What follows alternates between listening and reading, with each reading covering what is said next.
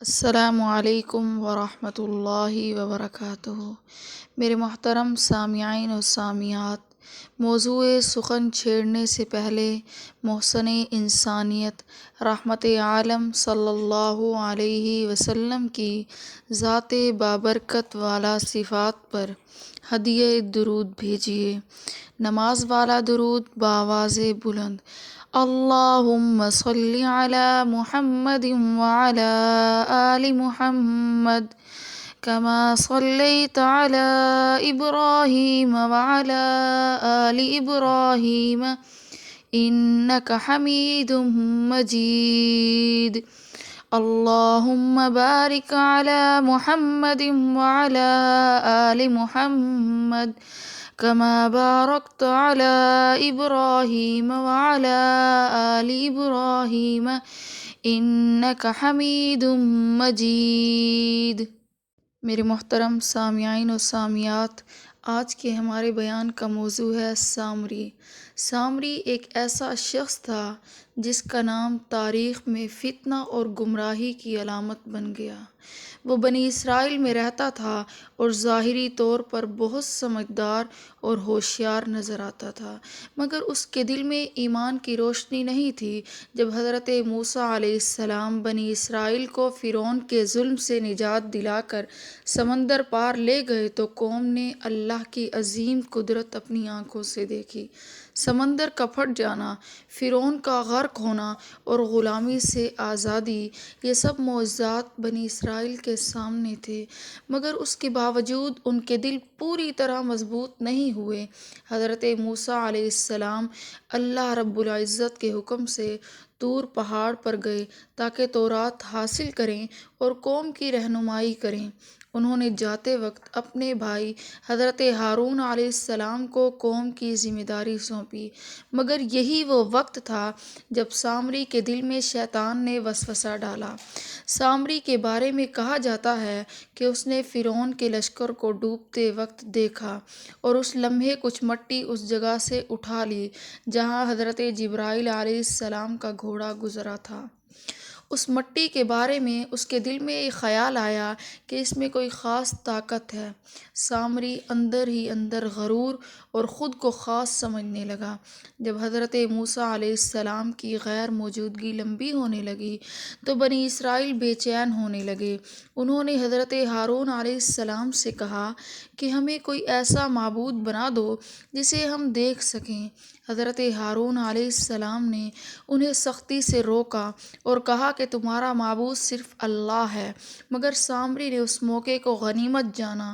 اس نے لوگوں سے ان کے زیورات اکٹھے کیے اور کہا کہ میں تمہیں ایسا معبود بنا کر دیتا ہوں جو تمہیں نظر بھی آئے گا اور تمہاری رہنمائی بھی کرے گا۔ اس نے زیورات کو پگھلا کر ایک بچھڑے کا مجسمہ بنایا اور اس میں وہ مٹی ڈال دی جو اس نے سنبھال کر رکھی تھی۔ اللہ رب العزت کے حکم سے نہیں بلکہ اللہ کی آزمائش کے طور پر اس مجسمے سے ایک آواز نکلنے لگی جو بچھڑے جیسی تھی۔ لوگ حیران رہ گئے، ان کی عقلوں پر پردہ پڑ گیا اور وہ کہنے لگے کہ یہی ہمارا معبود ہے اور یہی موسیٰ علیہ السلام کا بھی معبود ہے۔ مگر موسیٰ علیہ السلام بھول گئے ہیں کہ سامری نے یہ جملہ کہہ کر قوم کو گمراہی میں دھکیل دیا۔ حضرت ہارون علیہ السلام نے بہت کوشش کی کہ قوم کو روکیں، مگر لوگ بچھڑے کے گرد جمع ہو گئے، اس کی عبادت کرنے لگے۔ یہ وہ لمحہ تھا جب بنی اسرائیل نے اتنے بڑے معجزات دیکھنے کے باوجود شرک کا راستہ اختیار کیا۔ جب حضرت موسیٰ علیہ السلام واپس آئے تو انہوں نے یہ منظر دیکھا، ان کا دل غم اور غصے سے بھر گیا۔ انہوں نے تورات کی تختیاں رکھ دی اور اپنے بھائی حضرت ہارون سے سوال کیا، مگر حضرت ہارون علیہ السلام نے کہا میں نے قوم کو روکا تھا مگر وہ مانے نہیں اور مجھے ڈر تھا کہ کہیں تمہاری غیر موجودگی میں قوم ٹکڑوں میں نہ بٹ جائے۔ پھر حضرت موسیٰ علیہ السلام نے سامری کی طرف رخ کیا اور سختی سے پوچھا کیا یہ تو نے کیا سامری؟ سامری نے تکبر سے جواب دیا میں نے وہ دیکھا جو کسی اور نے نہیں دیکھا اور میں نے ایک مٹھی مٹی ڈال دی تھی اور یوں یہ ہو گیا۔ حضرت موسیٰ علیہ السلام نے فرمایا کہ تیرا انجام یہ ہے کہ زندگی بھر تو کہتا پھرے گا مجھے مت چھونا، اور آخرت میں تیرے لیے سخت عذاب ہے۔ پھر حضرت موسیٰ علیہ السلام نے بچھڑے کو جلایا اور اس کی راکھ دریا میں بہا دی تاکہ لوگوں کو معلوم ہو جائے کہ یہ صرف ایک فریب تھا۔ سامری کو قوم سے الگ کر دیا گیا، اس کی چالاکی، اس کا جادو اور اس کا غرور سب خاک میں مل گیا۔ یہ واقعہ ہمیں بتاتا ہے کہ جادو، فریب اور عقل کا غرور انسان کو کہاں سے کہاں گرا دیتا ہے۔